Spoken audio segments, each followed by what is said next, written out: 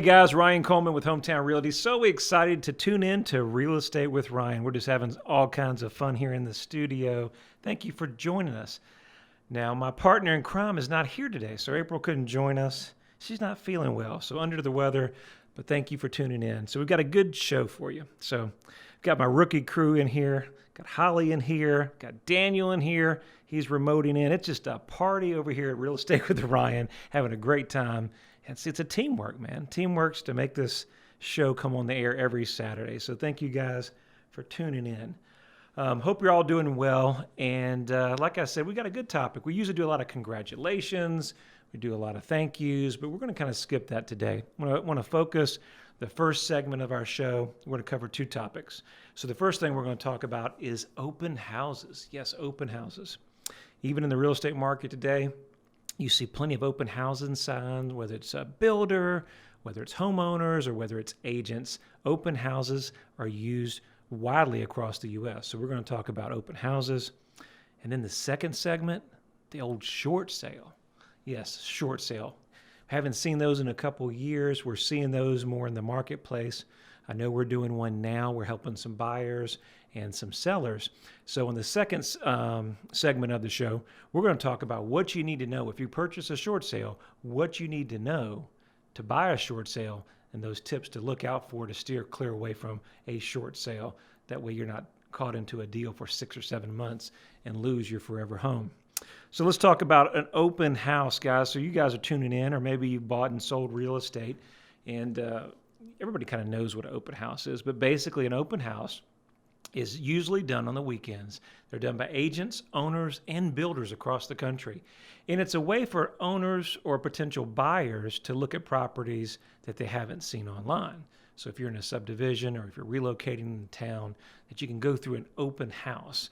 And it's literally where you can walk through the house, hopefully less pressure. You'll probably have an agent, owner, or maybe the builder's rep there, and you can get an idea of what the product's all about, how the bedrooms, upgrades, kind of get an idea of what you're looking for price-wise. Now, keep in mind, back in the days, 10 or 15 years before the internet was here, open houses were very, very effective. Why was that? Open houses are very, very effective because we didn't have Google, we didn't have the internet. So as I told you, it may date me a little bit, but when I started, we had the real estate books. They were like this thick, and we used to give them to our clients. Yeah, literally. And we would carry that information around and have that opportunity that if they wanted something to look at, then they would look in the book, and we'd carry it around with them. Well, has the market changed? Has real estate changed over the last 15 or 20 years? So the books are gone. Print media is pretty much, not effective, but we still have it out there, right? So open houses still around. Why do you think that's effective, and how do you think that that's going to help you move forward? Well, open houses are done on a lot of different reasons, but the main reason is to give exposure to the property. And so we're going to talk about, do we really need an open house in today's marketplace? And there's mixed reviews. I'll go both sides to cover the open house and how that's effective. But I think first and foremost, you need to understand about the open house, and will that help you actually purchase your next home, or will it confuse you? I think the biggest misconception to sellers is that, what's the first thing that we do when we're not having success? Maybe the home's been in the market a while. Maybe we haven't had the traffic that we needed. In today's market, we're in a very blessed economy. Economy's moving, the housing market, rates are really, really low and competitive. So if we're not getting activity, more than likely there's something besides an open house that is the issue. But the first thing that happens that sellers and agents, when that property is not getting the activity, let's do an open house. We'll do an open house. We'll do a broker open house. And we do this, okay? We don't do a lot of open houses, and this is the reason. Open houses, we don't have a reason or a target method to really attract the type of buyers that we're looking for, meaning qualifications. We get a lot of people that are kind of looking. We can't gauge where they're coming from. And the biggest thing is price ranges. So some people, even though we'll have the ads with price ranges and specifics, a lot of times buyers will overlook those. And so the feedback that we get on the open houses usually do not help us, or they're not even from the right clientele. What else happens at open houses? Usually it's an opportunity for agents, yes, I'll say it, for agents out there to gain more business. So the biggest reason to do an open house, you see a lot of newer agents in our marketplace that do open houses. We get agents that want to call and put our houses on open houses. It's an opportunity to meet more customers and sell them another property. Not very effective on selling your home, but help the agent gain more business. The other thing of frustration about an open house that you may not think about is when we have an open house, who always comes to the open house? You and I both know. It's the neighbor down the street. It's the neighbor down the street that's looking and getting an idea of the neighborhood, but more than likely, he's going to be your competition, right? He's going to be on the market, he's going to be selling, and he wants to see how your home is priced so he can either price it a little bit better or know exactly where he needs to sell it. How does that help you in the seller, being a seller in today's real estate market? Not a whole lot. I pulled an article, and it mentioned just briefly about this, but this was out in Texas, in a particularly hot housing market. Said about 26% of the homes sold above list price and did not hold an open house. So with technology today, there's so much that goes on the internet. I know we've just incorporated new technology where we're able to go through the homes online, virtually just walk through them. And a lot of that technology is out there that we're implementing in the marketplace. But it gives buyers a sense that, hey, if I'm moving from Texas and I'm relocating to Knoxville, time is so important. We talk about that all the time, that time is your most valuable commodity, right? So if I'm moving to Texas, I'm down here on a weekend, I've got a new job starting in about a week. I can't afford to look at 15 houses in a day. I got to narrow down the search. And by using technology, that allows us to now transfer everything to the internet. So we don't find that open houses are probably the most effective tool. I'm not saying that you don't do them. I just don't think it's a good gauge to get activity in today's market, but they are used. I think some important things that if you do an open house, some things that you need to keep in mind. These are kind of fundamentals 101, but if you do an open house, everybody knows to put your valuables away. But if you got any antiques, if you got things that little people could touch, God forbid, let's put those away. Make sure that if you do one, if your agent's going to do an open house for you, that agent is there throughout the whole process and that they're walking people in and signing in and getting a name and a number of who comes through. That's so important. Personal items, you may have some personal photos out and things like that, but any kind of personal bills, things that could be picked up, make sure you put those away. This is fundamental. Make sure your desks and all your paperwork, all your clutter, we all have it. Make sure you do that. And then they mentioned unplugging computers. Not really sure why that, but probably an important thing. I think the biggest thing to think about when we're talking about open houses is the opportunity to bring strangers in your home and you have no idea of who they're coming with. This is probably one of the biggest things that we run into, and especially when we deal with some of our female agents doing an open house, security and safety for them. Make sure that you have all your doors open, opportunity that nobody's cars are blocked in, and you're using safety methods. I always use a team method if you're females doing an open house. I think it's very powerful. Know where your spouses is because those are opportunities. Again, we don't know who's coming through the house, so you got to keep your safety guard on and know that these things happen and you're always being prepared. So I would say on the open house front, would I do one? We do them rarely here, but if you're going to do them strategic. Make sure you get it out on social media. Make sure if you do it, you have some kind of qualification process. We have an opportunity where if you use a lender, make sure that you have all their information there, maybe some examples of payments, interest rates. So right away when they walk in the door, they get an idea of exactly what this payment would be and what it would afford in the price range. Now, keep in mind, if you do that open house and have an opportunity, even if you have a newer agent out there doing that, this may not result in immediate sale. But there's never nothing wrong with having more exposure to your property, having more people come in, especially if your home's been in the market a little while. Maybe it's a month or two in this market. and you want to get some more feedback, encourage other agents to come by that open house. It may give you the feedback that you need, that whether that's a price reduction or some other things like that. So hope you enjoyed that comment in that section regarding open houses. So we're coming up on here on the break, so stay with us. We're going to talk about short sales in this market, what you need to do to purchase your next short sale and be successful, or don't get put in a contract in there for a couple months. You guys stay with us. You're listening to Real Estate with Ryan, and we'll talk to you here on the other side of the break. When it comes to the real estate market, turn to the experts that focus on you. With over 20 years experience, Ryan Coleman with Hometown Realty knows what it takes. It's the right marketing. It's the right exposure. Ryan and April will use their expertise each step as they guide you through the home buying and selling process. Ultimately, it's about results. You need someone you can trust that is committed to you. You have a lot of choices, but the choice is simple. It's Hometown Realty. Your friend promised we wouldn't be homeless. He promised. He's doing everything to fix it. You need to call and have him fix it now. Hey, man. You found us a house yet? No, not yet. Let me call you back. We're working on it. Ryan Coleman with Hometown Realty. He says he's doing the best he can do, honey. Well, he's taken too long. I knew we should have gone with Ryan Coleman. Choosing the right agent is never easy. Call your hometown experts. We'll take care of all the details and make sure you don't get stuck in a motel.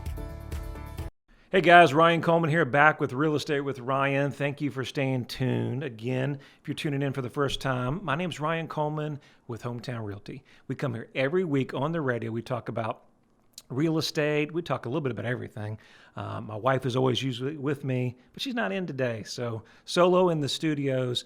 And our first segment today, we were talking about open houses. So if you tuned in the first time and missed it, make sure you check us out on Facebook, social media. We've got that streaming live. We also got that recorded for you in case you missed that segment. But good topic about open houses. As the market starts shifting, we're going into basically the second and third quarter of the year.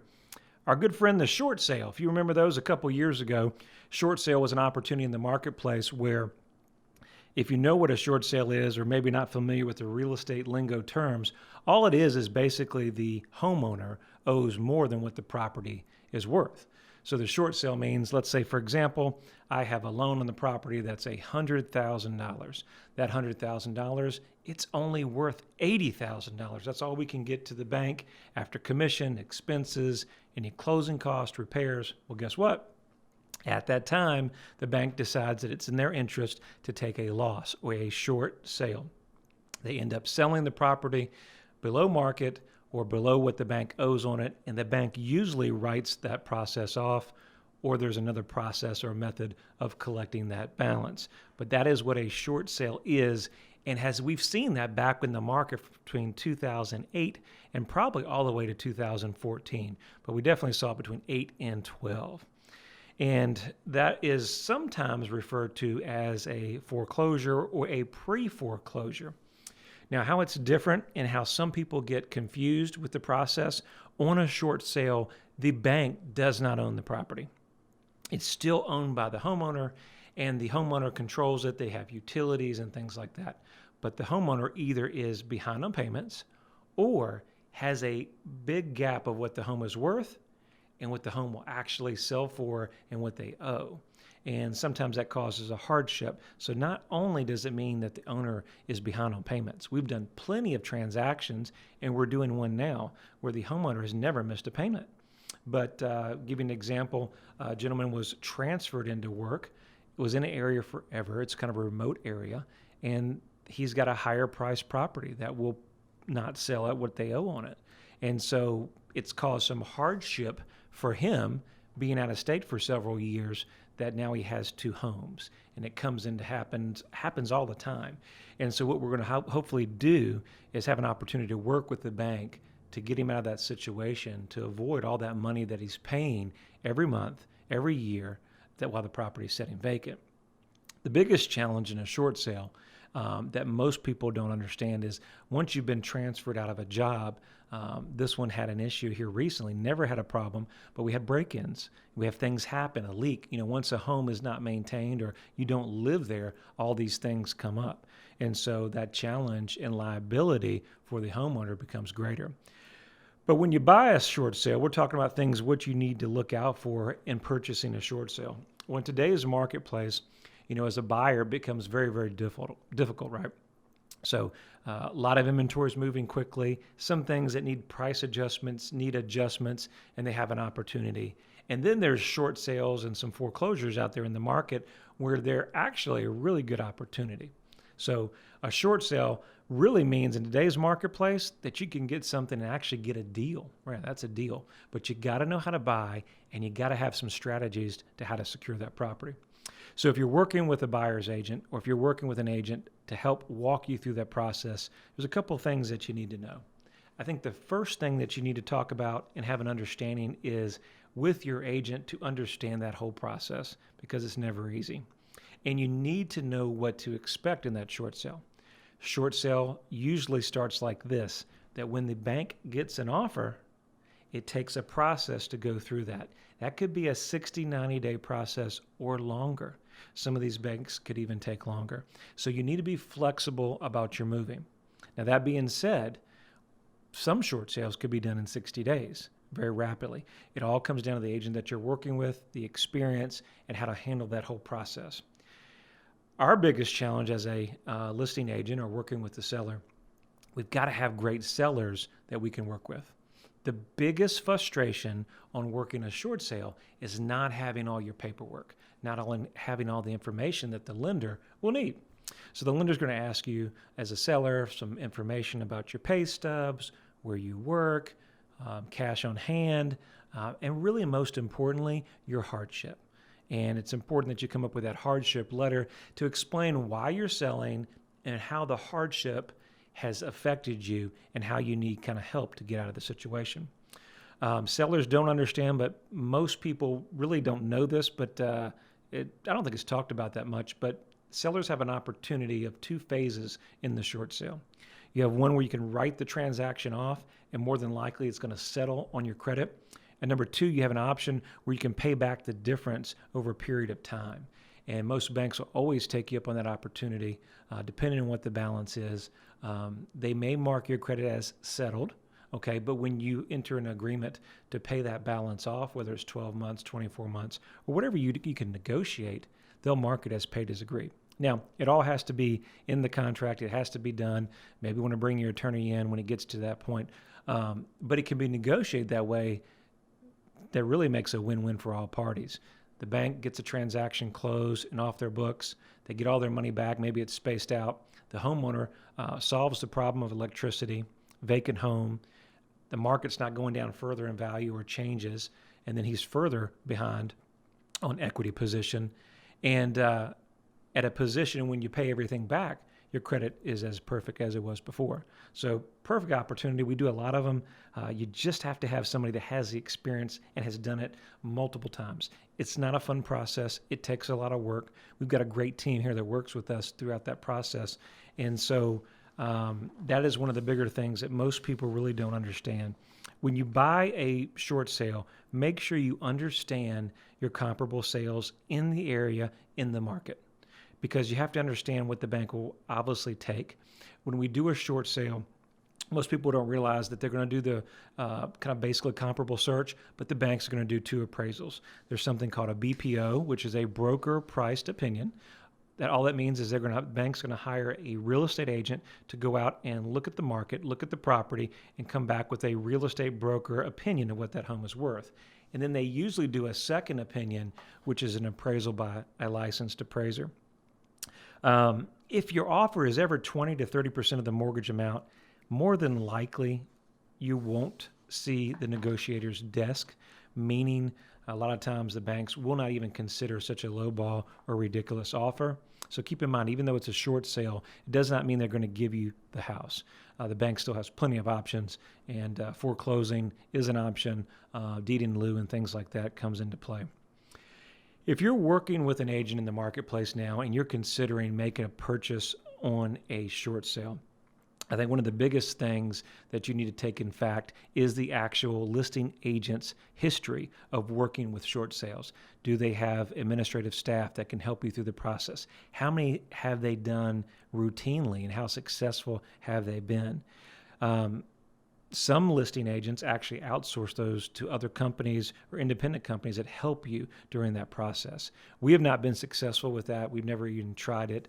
It's one of those things that we don't feel like we put in the back burner. Our client is very, very important, and so we take control of the whole aspect of taking care of the short sale. But some people do that as a form of their business. I think one of the big things is that when you work that short sale, have realistic expectations from the beginning. So many times we get agents that write us an offer and expect an answer in 15 days. And it just doesn't happen. Even if we've got everything to the lender, you need to expect about 30 days to get a pre-approval. Keep in mind, and I think this is for consumers out there, that if you make an offer on a short sale, there's going to be multiple offers coming in during the process. Our job as real estate brokers work for our clients. Our job is to get them the best deal, even if it's a short sale, that the less that they owe to the bank is advantageous and is our fiduciary to make sure that we're taking care of them. I think the frustration is that just because a contract is accepted, make sure you know it's always going to be subject to that bank approving the deal, and that if you've got a great agent working for you as a seller, they're going to try to always get the best deal for the client. So keep that in mind. Understand that just because you've got an accepted short sale, somebody else could bid you out. So you need to make a good offer and have a plan B in case it doesn't work. So we talked about short sales. I hope you guys have enjoyed this show, Real Estate with Ryan. Every Saturday we're here. We're trying to give you the up-to-date information on the real estate market. If you need me for anything, it's 693-SOLD. That's 693-7653. You could watch us on social media. Obviously, if you need to go right online, go to ryancoleman.org. And as always, we thank you so much for following us every week. We look forward to seeing you guys next Saturday right here with Real Estate with Ryan. You guys have a great weekend.